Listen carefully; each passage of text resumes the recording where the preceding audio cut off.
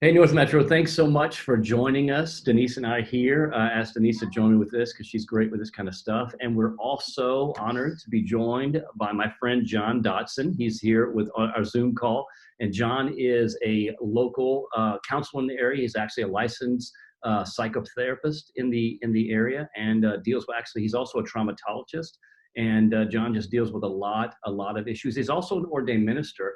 And on top of that, John actually was a part of our church for years and years. He and his wife, Diane, and their daughters were part of our church. And so, John, thank you for being here. Grateful You're for you. welcome, man. It's just awesome to connect with you guys and to minister to the dear people at North Metro. Yeah. Well, and that's what we want to do. And so, we're all dealing with this new normal, whatever that is, which Oh, yeah. changes, I feel like, moment by moment. Yeah. We've had to go to online services, and we're doing small groups through Zoom calls and Google Hangouts. Yeah. Google's got a hang up. No, Google. That's right. Yeah. Hope you don't have a hang up with Google Hangouts. Anyway, That's right. uh, and so life is just different. And now we've as of this morning or as of this week, whatever, California has said, hey, we're keeping everyone at home, and New York is looking at that, and things are just a little bit crazy. And so in Yeah. the midst of this, as Denise and I even talked to our church already about this, it's like, hey, some fear can come in, anxiety can come in, Sure. and sometimes it can just really take a hold of us in an unhealthy way. And so thanks so much for joining us. We just wanted to go to a professional and say, help us through this. And so we gathered some different questions, John. If we could, we just ask them, and then if you would just kind of help navigate us through it. Sounds great. Let's do it. Awesome. So I'm gonna go to the first question. So John, how would you counsel husbands and wives and friends and family members to respond to each other if they are all processing the stress of this pandemic differently? Meaning, are there ways we can empathize with one another and therefore not dismiss our individual forms of how we deal with our own anxiety? Great question, by the way. Before I get into some specifics, let me just sort of map out a couple of basic principles about human interaction that are really going to sort of serve to bring clarity to everybody. At Yeah. least I hope that it will. The first one is this. Regardless of what anybody might be thinking or feeling or how they may be responding to this pandemic, what human beings most need is a safe connection with one another. That's really the key. When anxiety gets a hold of us, we tend to be in what we call our survival brain. And the survival brain is otherwise known as your fight, flight, freeze, or appease brain. And here's the thing you need to know about that. That's not the best brain for dealing with a crisis, unless it's an actual, imminent, real-time threat to your survival. Because it's not an intelligent system. It's an instinctual system. Yeah. Okay? It's not rational. It's reactive. Okay. And so when we find ourselves in the throes of anxiety, which again is the universal human condition, there's no shame in that. It's so important to understand that if we're really going to facilitate what is most helpful to each other, which is an emotionally safe connection, we're going to have to regulate that brain. If we don't, the brain that we need, which is basically the prefrontal cortex, our wise mind, is essentially offline. And this is what is responsible for people peppering each other with advice or warnings or fear or this kind of thing, things that are not really helpful. When that happens, again, we're not in the mind that we need to really facilitate connection with each other. Here's an illustration of all that I just said. If it's 1 o'clock in the morning and you're up and you're thirsty and you go into the kitchen to grab a drink and you accidentally, really, really knock your shin into something and you're just on the floor in agony. And let's just say, because we know Denise would never do this, you come around the corner and she's just bowed up with pain and you say, well, honey, let me advise you as to what you really should do the next time. You should turn on the light and you should have your glasses on and et cetera, et cetera. Yeah. And she's looking up at you like, just get away from me. Okay? Right. Why is that not helpful to her? It's not helpful because she's not unintelligent. She's brilliant. She doesn't need advice. She needs attachment. She doesn't need correction. Okay. She needs connection that is emotionally safe and supportive. See? So you may have, of course, been trying to be helpful, but if you don't know that what she mostly needs is not correction, but connection, you're going to try to relate to her in a way that's not going to feel supportive. See? So it's the same principle when it comes to this. Yes. Different family members, different ages, different histories of experience are going to have different thoughts and feelings about this. But because we're really talking about how to best cope with anxiety, the key to facilitating that kind of empathic connection is compassion. That's the key right there. Okay? Compassion enables us to see past the kinds of outward manifestations of anxiety, like frustration, irritability, anger, hurt, fearfulness, down to what's going on underneath in the person's heart. Compassion enables us to sort of like with X-ray vision, look past all the external manifestations that can tend to create this sort of domino of anxiety and distress among everybody else. Okay. And connect with that person at the place of their anxiety. Now, the question then becomes, how do you generate compassion? Right. Well, there are a lot of things we could say about that, but the key is to recognize that God has already given us a capacity to feel and to express compassion when we're witnessing the suffering of another person. But here's the thing. If you're thinking that you have to correct them or change what they're thinking or feeling, you're not going to be oriented toward compassion, because that's a self-focused mindset and posture. Okay. So if you focus on the suffering, without trying to correct it, you'll be able to more easily connect with compassion for the underlying anxiety. The compassion is what creates a very strong connection. That's huge. Yeah, it's really, really a big deal. So the basic reiteration of this first question, the answer to the first question is we need to focus on compassion for each other's distress and diminish correction. Okay, if there's any correction that needs to be had, it's always best to form the connection before we offer some kind of correction. Yeah. Okay. And I would imagine too, and Denise, speak to this, I mean, because anxiety is such a very, there's a subjective element and an objective element. Yeah. Even from a standpoint of wanting to offer correction, who really knows what that is? Not in a quick moment, right? Meaning judging someone else's actions. Like, look, how do you even know what to say? Let's just go towards compassion, because your suggestions could actually be wrong. Right. And that's true. And even if they aren't wrong, again, my main point in response to this first question is for all of us to understand what human beings most need. And we most need a safe connection with each other. Right. I was talking to a young client earlier today, as a matter of fact, and she said, I'm really having a hard time. First of all, I'm isolated, but second of all, my mom is using fear to keep me in my room and to keep me isolated, and it's not helping me. She's telling me what I should or should not do, because if I don't follow her advice, she might die. That kind of a thing. So again, I have compassion for the anxiety that causes people to respond to each other in that way, but it's not helpful. Yeah, so. That's so good. That's so good. I think a large percentage of our congregation have young kids, teenagers, all the way up. Yeah. What would you say? How can you speak to children speak to parents of how do they navigate this with their children? Like, what's age appropriate, and everybody's at home together, right? So It's not like they're getting information at school. Everybody's clustered tight at home. So right. What's a healthy way to go about that and sharing this with your children? Yeah. If I could, let me just begin kind of generically again, and piggyback off the first answer.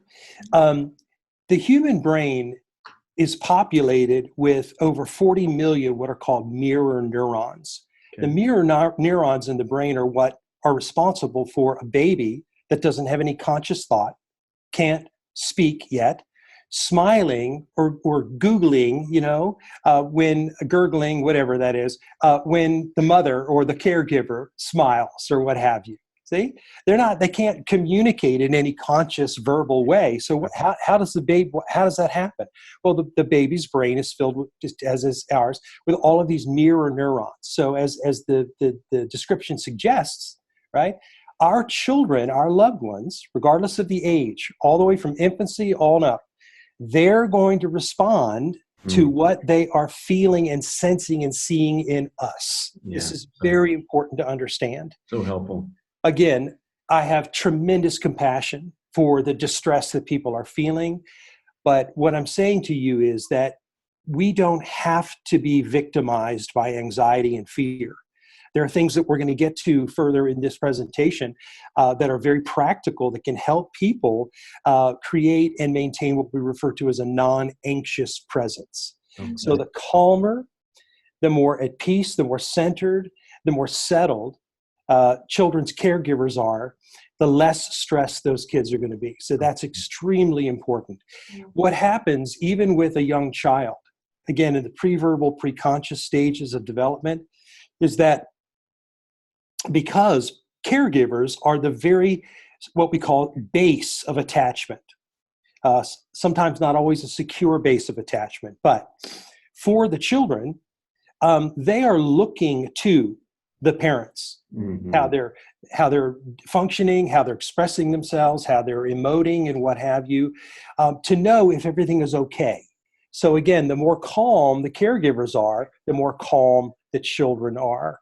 Essentially, toddlers, in order to feel secure, a secure connection to their caregivers, and to be as unanxious as possible, they need a lot of touch. So holding them, comforting them in physically soothing ways is extremely important.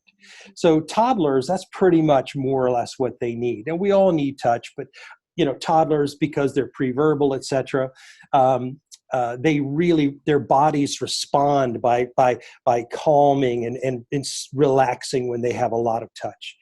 Preschoolers need play. Play is the language of the preschooler. Okay? They need lots of opportunities to create and play and explore. That is what is calming and comforting to them. Elementary aged kids mostly need structure. When you think about the fact that they're in school, and school is a highly structured environment, right? To provide structure during the day as much as you possibly can really is very calming and very comforting to them because it's very familiar to them, right? Preteens need to be needed.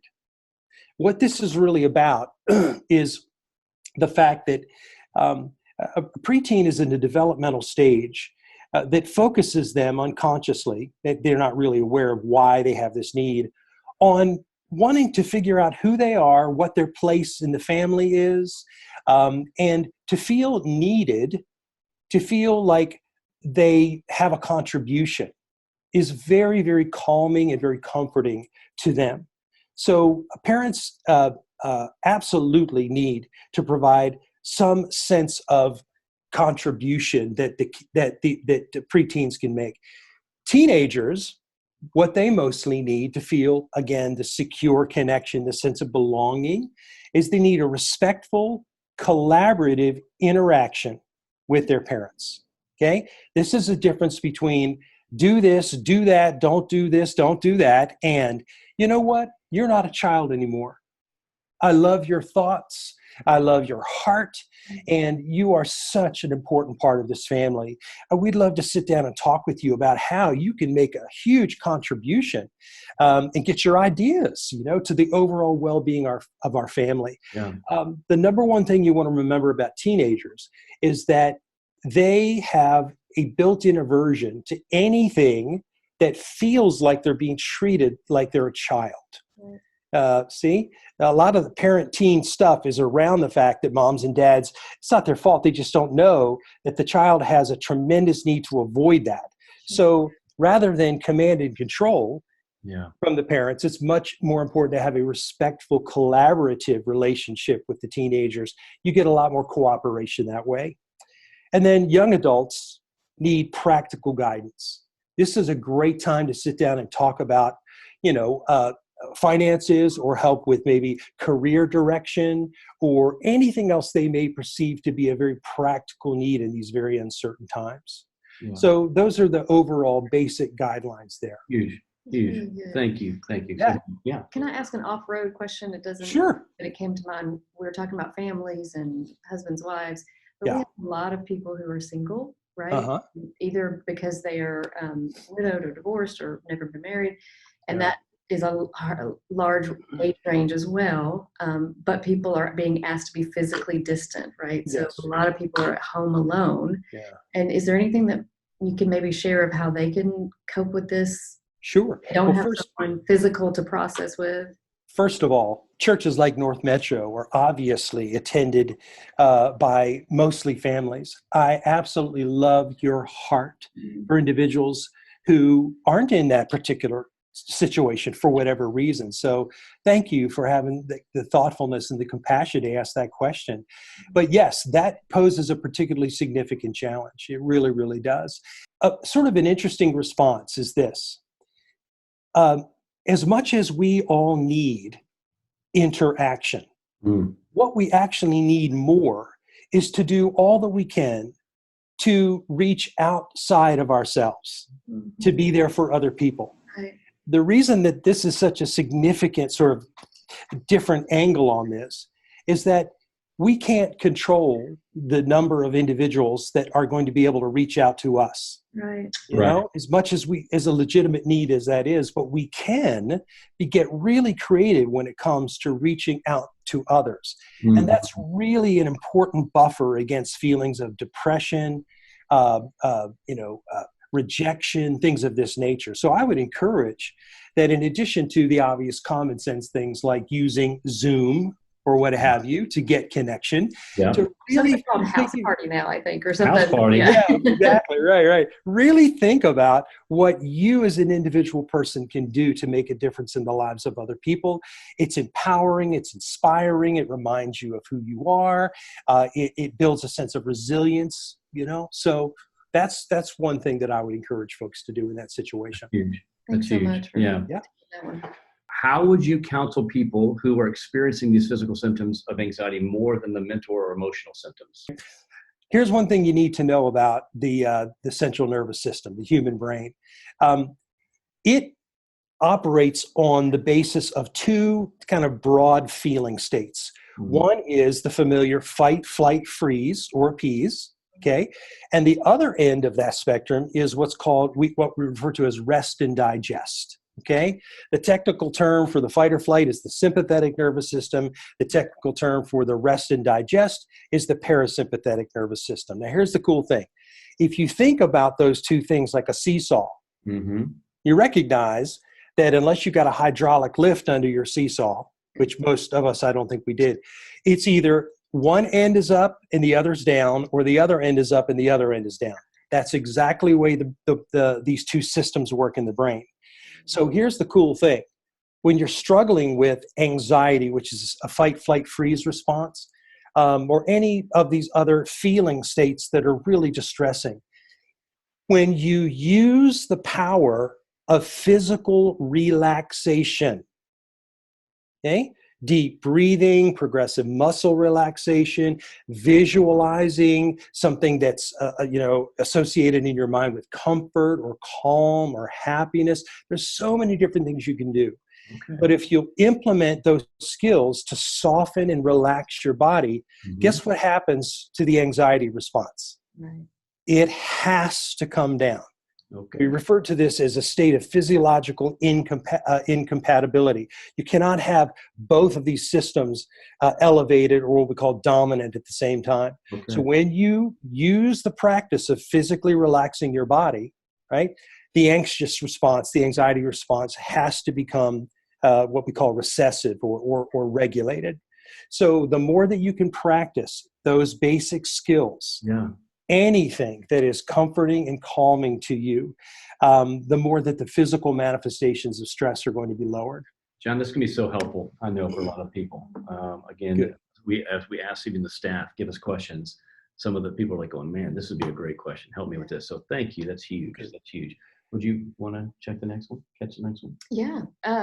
So for people who tend to have a natural bent towards what if happens, what if that worst case scenario, like what could you perhaps give them as some guidance to alleviate some of that going too far over the edge, I guess? Because we need those people, right? Those are the people that look out and go, hey, the storm's coming, but at the same time, we know that they can go too far for their own good. Right, no doubt. Well, back to the basic sort of understanding of how the survivor system works, okay? The survival system, again, as I mentioned earlier, it's not intelligent. It's instinctual. It's kind of like the trees here in my neighborhood that are blooming. I want to say it's not spring yet. Well, I guess it technically is, but I mean, they've been blooming for 2 weeks, right? Well, they're not intelligent. They're instinctual. They feel warm weather and they're like, hey, it's spring, let's bloom. Right. It's this, it's the same thing with our survival system.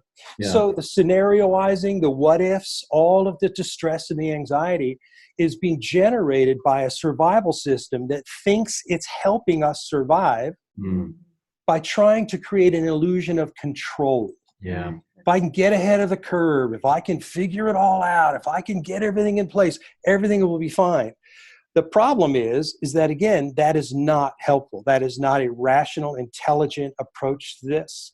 See? So what we share with our clients is, in addition to using the physical relaxation of the body, which also helps bring your wise mind online, the mind rather that can be calm and rational, right? Is able to connect you with things like compassion for your own distress and that of others, right? It's important to understand what you can actually say to yourself, right? What we know as people helpers is that, for the most part, healthy people don't listen to themselves, they talk to themselves. Okay? More on that. On that. There you go. In other words, they don't let their survival brain and all of its irrational, anxiety-producing, catastrophic thoughts run away with them and rule their life. Right. They take healthy control by grounding themselves through self-talk in what is true and what is realistic and what is reasonable. So here's a perfect example of how you can do that. Okay. If you find the rumination running away with you, okay, remember that's the result of your survival brain misperceiving that what's going on here is a present, real-time, in-the-moment threat to your survival. Okay. We're not minimizing or trivializing the scope of this pandemic and the harm that it's causing, folks. When we say, in this moment, and here's the key phrase, nothing dangerous is happening. It's not a life-threatening situation in this moment. It's just a little uncomfortable. And I'm going to use my breathing skills, et cetera, et cetera. Now, this is extremely important. That phrase, it's not an imminent, real-time, in this moment danger. Because once you've corrected the internalized misperception of danger, right, then you can go on to respond out of your wise mind and in a calm, healthy manner.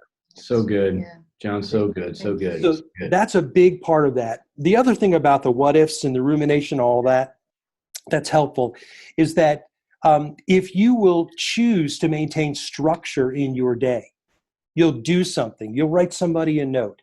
You'll fold the laundry a couple of times. I mean, whatever it is you need to do, you are redirecting your energies into something constructive and away from the tendency to let those thoughts go away with you. But again, the thoughts that are running away are the result of rumination. Rumination is the survival brain's way of trying to create an illusion of control that actually exacerbates the distress that you're feeling. So tell yourself, this is not dangerous. It's just a little uncomfortable. And it's, me and the Lord, we can handle it in this moment. That's right? good, John. That's so good. Yeah. So good. Hey, do me a favor. Will you tackle this one, because that was a good perspective. Okay. You know how there's been so much talk lately about the feud between the boomers and the millennials, like the Gen Xers we got left out, but Exactly. but there is that sense of that every generation has faced their something, right? So John F. K. There was Pearl Harbor, and there was JFK's assassination, and 9/11, obviously, for so many people that have vivid memories of that. What was it? 2008 with the recession. I mean, there's, each of our generations have kind of been built upon or dealt with some really traumatic moment in our national history and our world history. Yeah. So I'm just curious. I know that's something that you specialize in trauma and dealing with that and post-traumatically. What words of wisdom do you have for us? Well, what would you tell us in this moment and how to process that?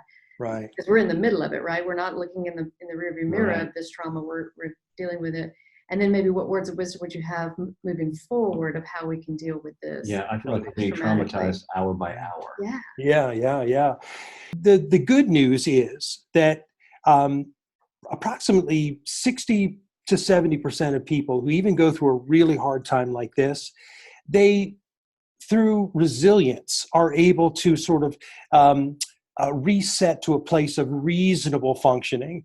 And I'm comparing that to, what we call active or florid PTSD, hypervigilance, a terror to sort of revisit a place or a memory, the need to avoid, symptoms and signs of hyper arousal, like an elevated startle response, different things like this, which are characteristic of people who suffer from PTSD. So most people, when this stressor has essentially resolved itself, they're going to return to a degree of functioning that I hope will be even better because of the community that's built and the connection and the shared humanity, what have you, than before. Right. But in terms of the long-term sort of residual post-traumatic stress, again, statistics research shows that probably about 70% of people are not going to have to deal with that. Mm-hmm. But those who do, and particularly those who experienced previous traumas that have not been processed, and I'll talk about what that means in a moment, trauma can have an accumulative effect. Yeah. So that sense of feeling overwhelmed with a horrific situation that you can't control and that you have no power over stopping, that's basically the universal definition of trauma. So there's going to be a segment of our population, whether they've gone through a generational trauma or their own personal history of trauma, that are going to have an exponentially more difficult time sort of working this through, and they're going to need professional intervention. Yeah. But in terms of most people are not going to develop post-traumatic stress disorder out of this. That's just not a researched, substantial fact. Well, that's good. I mean, that's good. That's hopeful. That's huge. That's huge. As far as helping people understand the post-traumatic stress response, one other real quick thing. Yeah. If once this stressor has resolved, this pandemic has resolved, if you're still dealing with nightmares, flashbacks, horribly intrusive, distressing thoughts, a condition known as dissociation, where you just sort of check out. Yeah. You're just sort of in this alternative reality. If you're still dealing with those things after approximately 30 days, you may have developed a degree of post-traumatic stress that really would require some professional intervention. Yeah. But again, most people, the good news is they're going to turn back. They're going to return to a baseline of fairly decent functioning. Yeah. Okay. Yeah. Good. That's good. We all need to hear that that's today. good. Yeah. Right. Yes.